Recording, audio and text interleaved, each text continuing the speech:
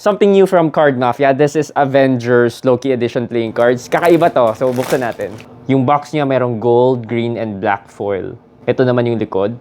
Sa gitna, meron kang Loki na helmet and you have the Avengers icons. Since slightly bigger yung box, dito sa side, meron siyang opening.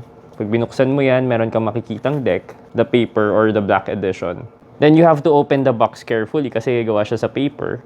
Tapos pag nabuksan mo na yung both sides yan, umiilaw yung middle nyo.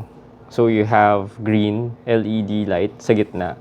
And meron ka ring gold or yellow LED sa sides. Tapos sa gitna, mariretrieve mo naman yung plastic or the white deck. First, this is the paper deck. Ito yung jokers. Ito yung ace. Ito naman yung mga numbered cards niya. For the court cards, it features the Avengers in a custom, 100% custom artwork.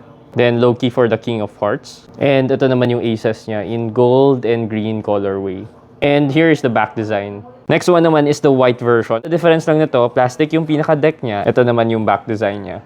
Kahit plastic siya, napakalambot nung material ng plastic niya. It's very smooth. You can even fan it. Since this is battery operated, no, pag papalitan mo yung battery niya, you can do so by accessing the sides and then kunin mo na lang yung pinaka-board niya.